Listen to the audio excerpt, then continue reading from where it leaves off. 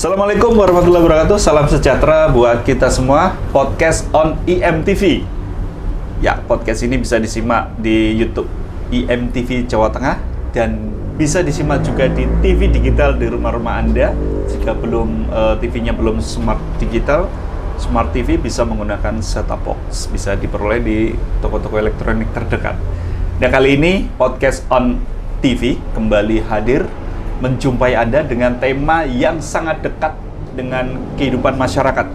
Tidak hanya cukup dekat, tapi ini penting dan urgent karena menyangkut dengan kebutuhan primer masyarakat. Dan kebutuhan primer ini menurut Abraham Maslow harus dipenuhi.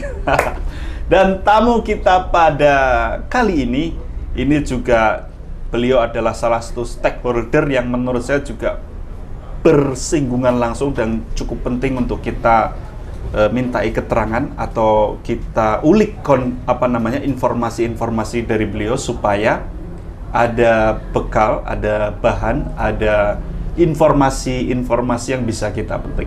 Siapa beliau? Langsung saja saya kenalkan Mas Eko, Ketua Apernas Jawa Tengah. Selamat siang. Oh gini dong, kalau kita gini dong. Gimana? Nah, nggak gini lagi ya? Gini dong. Oke. Selamat datang di studio Mini MTV, Mas Eko. Terima kasih Pak Agung, terima kasih. Di sela-sela kesibukan mengurusin properti dan sebagainya terkait dengan dunia perumahan. Nyasar nggak Mas ke IMTV? Alhamdulillah tidak begitu nyasar Pak. Ya, ini kayaknya kita ada yang senada. Iya, kayaknya sehati. Dua suasana kebatinan kita sehati. Iya, tapi bukan dua sejoli ya. Ini kebetulan. Karena kostumnya sama putih-putih. Nggak janjian loh Mas Eko ya? Nggak janjian. Ini tidak janjian. Iya, cuman WA aja. WA aja. Mas Eko ini kan berkecimpung di dunia properti. Siap. Sudah berapa lama tadi? Saya kalau di dunia properti itu hampir 14 tahun. 14 tahun. Ya, sudah. jadi 7 tahun saya ikut dengan orang, hampir 8 tahun ini saya berdiri sendiri. Oke. Gitu. Berarti ini hanya untuk memvalidasi bahwa narasumber kita bukan kaleng-kaleng karena sudah belasan tahun menekuni bidang properti, gitu, pengembang, developer, begitu ya. Siap. Dan kali ini beliau akan sharing-sharing dengan kita terkait dengan bagaimana sih atau tips memilih perumahan yang aman dan nyaman. Barangkali generasi milenial yang mungkin sudah merencanakan masa depan bersama pasangan ataupun warga masyarakat Semarang dan sekitarnya yang ingin berinvestasi, ini penting. Ada hal-hal penting yang perlu diperhatikan sebelum berinvestasi. Mas Eko, ya. Informasi terbaru di media, ya kita ikuti bersama terkait dengan adanya beberapa titik perumahan yang diduga atau dinilai diindikasikan sudah bangun tapi dinilai atau diindikasikan diduga perizinannya belum selesai atau tidak ada mungkin tidak ada. Saya minta komentar dulu dari Mas Baik. Eko sebagai Ketua Apernas Jawa Tengah. Baik, terima kasih Pak Agung waktunya. Ya. Kami diberikan kesempatan di sini. Sebelumnya mungkin saya memperkenalkan diri ya. Jadi saya kebetulan Eko Purwanto sebagai Ketua Jawa Tengah untuk Apernas. Jadi Apernas ini singkatannya adalah Asosiasi Perumahan Sehat Sederhana Nasional. Kami di sini mengampu beberapa DPD kabupaten. Ya. Gitu. Jadi kebetulan di DPW Apernas Jawa Tengah ini kami ada 5 DPD.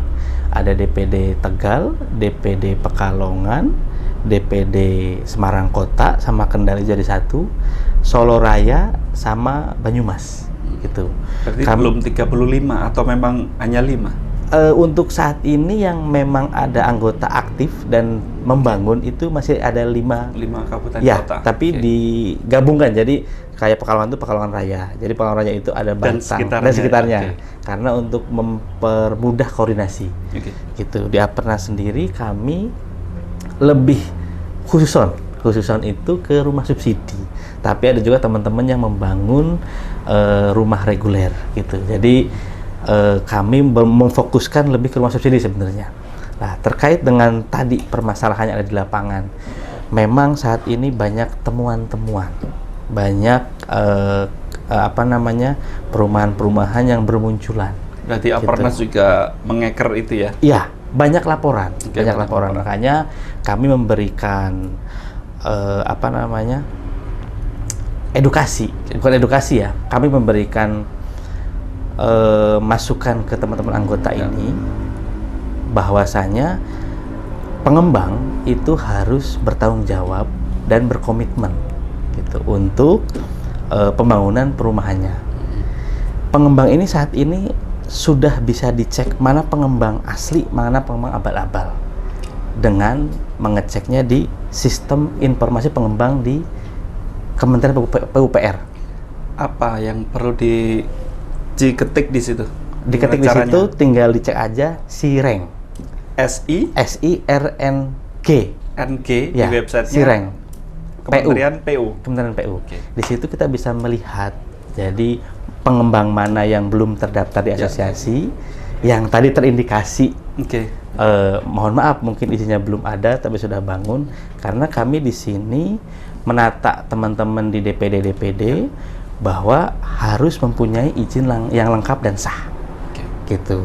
Secara otomatis kami bukan mentraining ya, mengkader anggota-anggota ini untuk mengurus dari awal sampai akhir. Seperti itu. Terus yang berikutnya terkait dengan tadi permasalahan perumahan yang belum ada izinnya, pasti secara perizinan mereka pasti belum ngurus.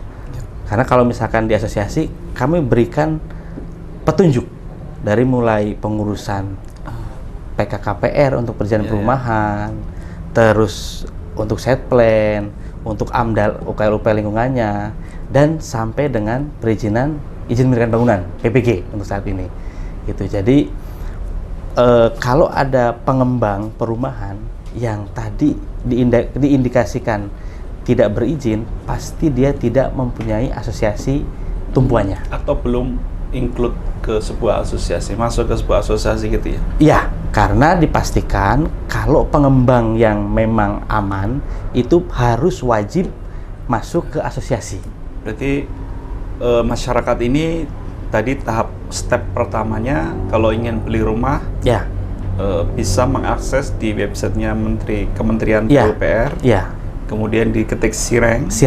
Kemudian di situ muncul nama asosiasi pengembang. dimasukkan dulu nama PT-nya Nama apa. PT-nya apa, Kalau di tidak situ ada. kalau tidak ada berarti PT ini belum tergabung dalam asosiasi. Dan itu boleh menjadi apa ya, parameter Parameternya. boleh diragukan atau gimana? Boleh. Itu menjadi parameter bahwa developer ini terdaftar resmi di Kementerian PUPR. Oke. Bahwa ini teregistrasi.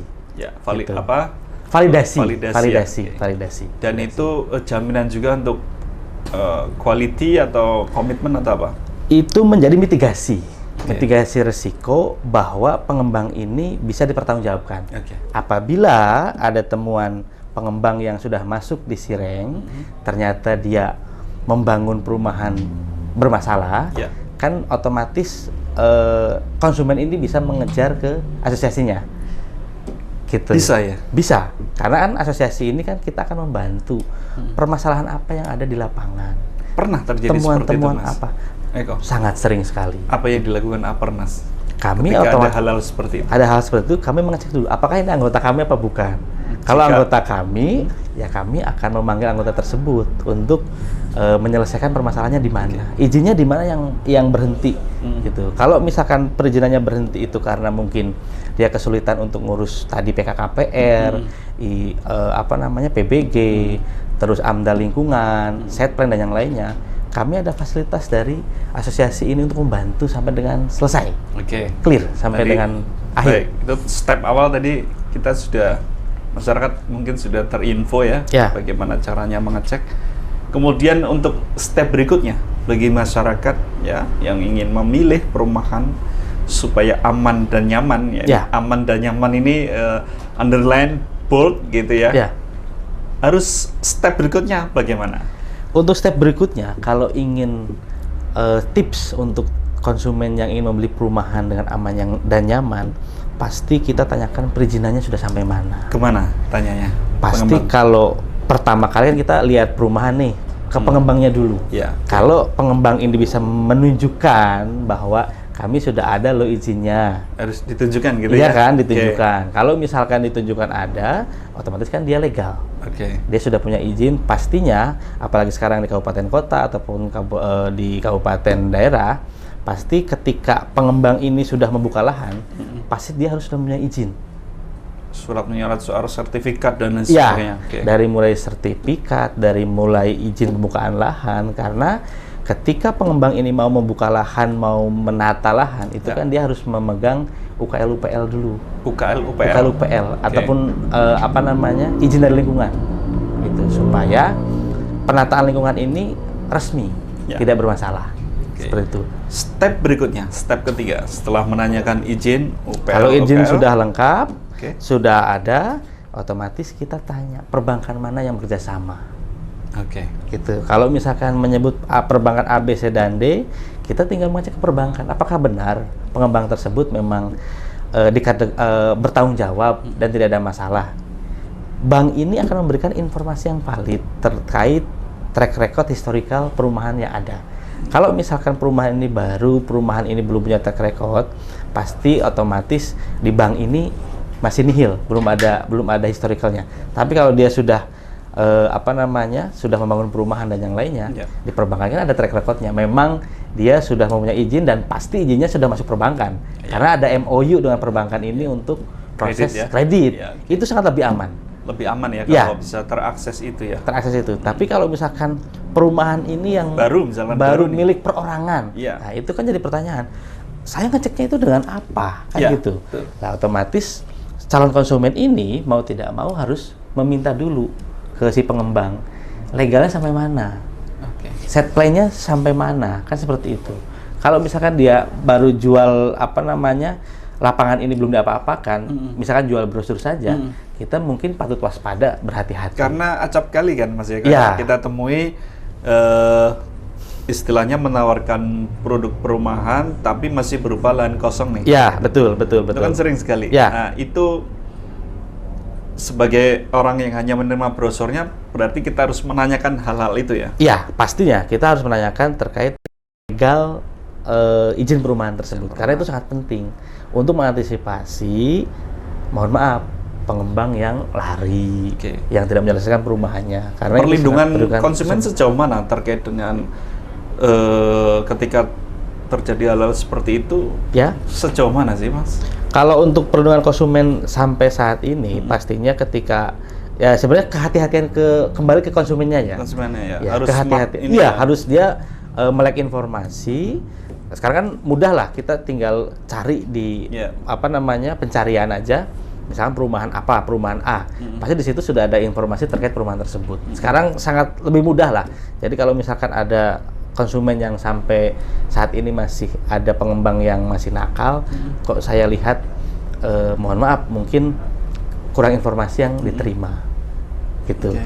Perlu nggak sih konsumen itu mengecek ke BPN gitu, nggak perlu ya? Atau gimana? Kalau untuk pengecekan BPN, mungkin kalau misalkan ini perumahannya dikerjakan oleh pengembang yang berbadan hukum, PT ataupun CV, tentunya tadi melalui aplikasi Sireng yang Kementerian Pupr itu sudah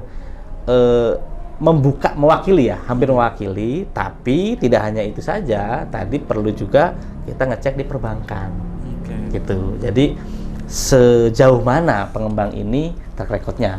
Kalau memang pengembang bagus, pasti perbankan sudah track record-nya, gitu. Kemudian step berikutnya memilih perumahan yang aman dan nyaman. Perumahan aman dan nyaman pasti dilihat dari lokasinya. Lokasinya yang strategis. Artinya strategis. Pasti kan kita melihat bukan wilayah banjir pastinya. Bukan wilayah banjir. Kan kita karena melihat ada perumahan yang sering banjir. Ya, betul. Terus yang kedua, dekat fasilitas umum yang terdekat itu mana? Kan gitu. Karena pasti kita memilih investasi rumah ataupun untuk rumah tinggal, pasti jangka kedepannya itu nanti ada apa di situ. Gitu ada kan Mas kasus misalkan di brosurnya perumahan A misalkan bebas banjir. Ya. faktanya banjir. Faktanya banjir. Ya. Ya, itu kan promosi ya, Pak. Cara Gitu kan. menghindari itu gimana? Cara menghindari itu pasti kita tahulah di Kota Semarang ini mana yang langganan banjir, mana yang tidak. Ya, ini konsumen harus smart juga, harus pintar juga milih area-area mana yang memang langganan banjir sama tidak gitu. Terus, mungkin ada lahan yang kalau mitigasi itu katakanlah ada yang lahan merah atau lahan apa gitu, gimana caranya? Terkait pengembang yang menggarap lahan untuk perumahan itu kan lahan kuning ya, biasanya lahan kuning yang akan digarap. Itu tadi Itu otomatis informasi diberikan ke calon konsumen atau tidak ya soal ini masuk ke lahan yang aman, safety untuk ditempati gitu. Tentunya ketika tadi ditanyakan izinnya sampai mana, kalau misalkan izinnya sudah sampai set plan, sudah sampai lahan Berarti dibuka, aman. sudah sampai ada UKL UPL dari lingkungan hidup, tentunya pasti dia sudah ngecek dulu terkait dengan izin tata ruangnya. Karena pembuka izin yang tadi adalah izin tata ruang. Kalau izin tata ruang ini masuknya lahan hijau, lahan mungkin hortikultura, tentunya tidak akan sampai dengan izin site plan, lahan tidak akan dibuka. Dan itu pasti sudah ditertibkan oleh Satpol PP ataupun dinas yang terkait. Seperti itu. The step next apa tuh? Untuk step selanjutnya terkait dengan cara memilih perumahan yang aman dan nyaman adalah tentunya kita mempertimbangkan terkait dengan fasilitas yang ada. Fasilitas itu dalam artian di lingkungannya. Apakah di situ ada tempat ibadahnya, jalan untuk depan jalannya berapa, seperti itu. Terus airnya apa, terus terkait dengan bangunannya seperti apa, kan seperti itu. Itu jadi bagian dari pertimbangan supaya rumah itu aman dan nyaman. Kalau soal harga, apakah harga yang mungkin katakanlah misalkan tipenya sama tapi dia lebih murah gitu menjadi ukuran? Konsumen pasti tertarik dengan harga yang bisa dijangkau dengan kemampuannya gitu. Apakah itu menjadi ukuran atau itu kadang menjadi kamuflase sebenarnya ada hal-hal yang tidak beres gitu? Kalau gimana? Tentunya kita harus menjadi konsumen yang smart. Ketika era sekarang pasti ada besaran harga normal. Misalkan rumah subsidi itu dijual dengan harga 150.500.000. Di area situ ternyata dia jual harga 100 juta. Kita patut curiga kan, berapa dia selisihnya banyak. Apakah ini benar-benar dia akan membuka perumahan, akan menyelesaikan sampai akhir? Itu harusnya konsumen juga harus berpikir, benar nggak ya yang lainnya jual 150 juta, dia jual 100 juta. Jangan rumahnya jadi nggak ada ubinya. Nah, itu. Kan ini patut diwaspadai, tapi dengan tadi step dari step 1 sampai dengan ketiga tadi harusnya sudah bisa diminimalisasi terkait rumah yang tidak selesai ataupun yang mangkrak gitu. Ada lagi Mas untuk tips and trick memilih rumah aman dan nyaman? Soal tenor, apakah itu juga berpengaruh soal untuk keamanan dan nyaman untuk tenor jangka waktu pembayaran untuk konsumen? Tentunya kalau untuk tenor itu kan terkait dengan kemampuan daya beli masing-masing konsumen. Itu tidak menjadi soal. Jadi kalau misalkan dia memang pembeliannya cash, otomatis dia akan melihat seperti apa perjanjian dengan developer tersebut, dengan pengembang tersebut. Kalau misalkan dia bayar cash, otomatis dia meminta perjanjian langsung di notaris supaya sertifikat yang dibeli dan uang yang disetorkan ada pada saat dia pembayaran. Itu untuk menghindari sertifikat yang ditahan-tahan ketika sudah lunas seperti apa? Ada kan kasus seperti itu mungkin? Ada. Itu biasanya pengembang yang memang cash flow-nya yang mungkin batuk-batuk, gitu kan. Jadi uang sudah masuk, sertifikat ini mungkin masih diproses kan, apakah proses pemecahan ataupun proses di perbankan ataupun hal yang lainnya, sehingga ketika ini diminta ini masih berproses jalan gitu kan. Antisipasinya adalah konsumen ini harus cermat juga, harus cerdas juga. Ketika ada dia pembayaran ke pengembang, berapa lama dia akan menerima sertifikat, dan itu harus ada perjanjian secara harus dituangkan di notaril tadi, gitu, supaya menjamin akan haknya di atas notaril tadi. Secara legalitas. Jaminan, Mas Eko ini kan juga sebagai ketua Apernas tentu selain mengedukasi masyarakat untuk bagaimana memilih perumahan yang aman dan nyaman, tentu apa keluhan yang paling sering menjadi atensi concernnya Apernas saat ini? Concern Apernas saat ini pasti kami membina anggota kami supaya lebih hati-hati dalam membangun perumahan. Karena permasalahan di lapangan itu sangat Hati-hati banyak dalam sekali. arti seperti apa? Hati-hati dalam arti jangan membangun di lahan yang tidak diperbolehkan. Yang tadi saya sebutkan, lahan hijau, lahan yang mungkin bukan Rawan untuk bencana. rawan bencana gitu kan. Itu menjadi salah satu pertimbangan gitu. Seperti itu. Ya. Dan kabarnya ini Mas Eko juga tadi disebutkan sudah 14 tahunan ya lebih di properti, di perumahan sederhana, sehat Apernas, sederhana. Ya. Dan juga di luar itu juga di perumahan subsidi. Subsidi ada, reguler ada. Subsidi ada, reguler Reguler ada. ada. Nah kebetulan ini teman-teman ini kan banyak yang milenial. Ya. Oke. Rumah subsidi itu seperti apa Mas? Apa bisa dijelaskan untuk keterjangkauan dan lain sebagainya untuk milenial atau yang baru memulai ingin memiliki hunian? Ya, jadi mungkin saya jelaskan sedikit bahwa rumah subsidi ini memang singkatan saja FLPP. FLPP, fasilitas likuiditas untuk perumahan. Subsidi negara. Subsidi negara. Okay. Jadi bunganya itu ringan. Bunganya ringan. Gitu. Jadi bunganya itu hanya 6%. Oke. Gitu. Jadi harga rumahnya itu 150.500.000. Jadi kalau tenor biasanya berapa lama itu? Tenor biasanya 20 tahun itu sekitar 900 ribuan.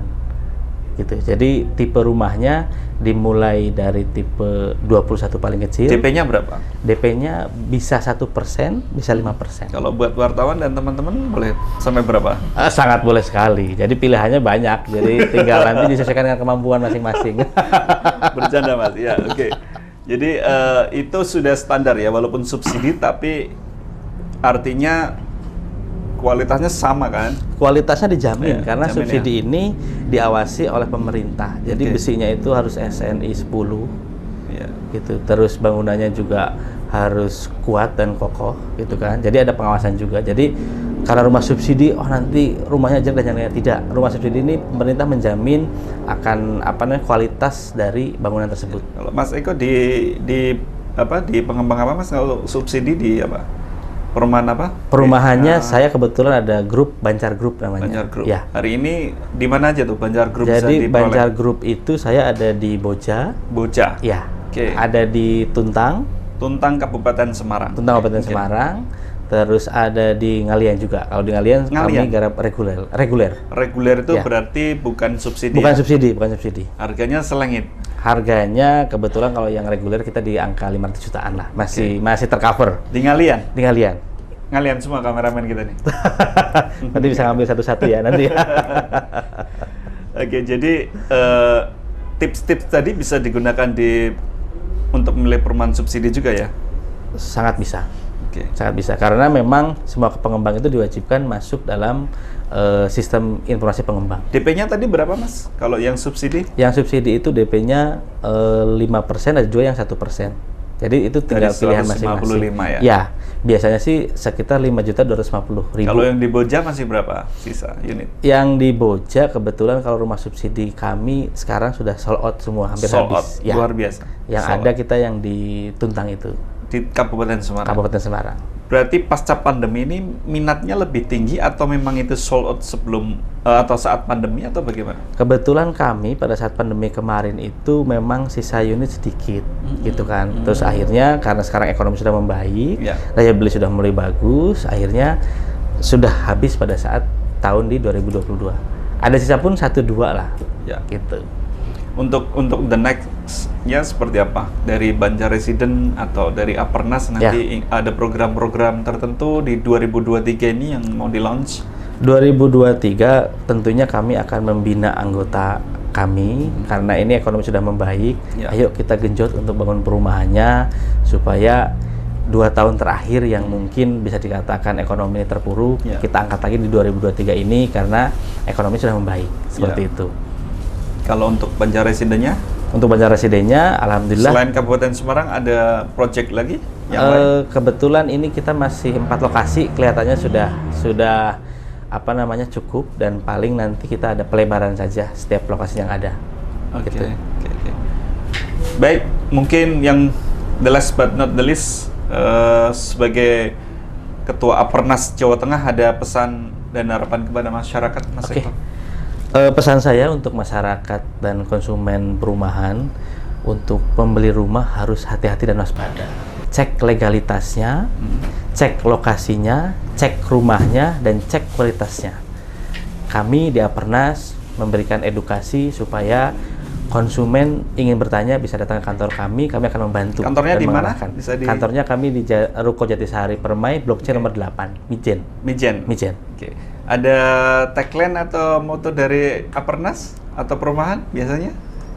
Kalau tagline kami atau motivasi kami, bukan motivasi ya. Kalau tagline kami untuk di 2023 ini, segera beli rumah sebelum rumah itu naik harganya.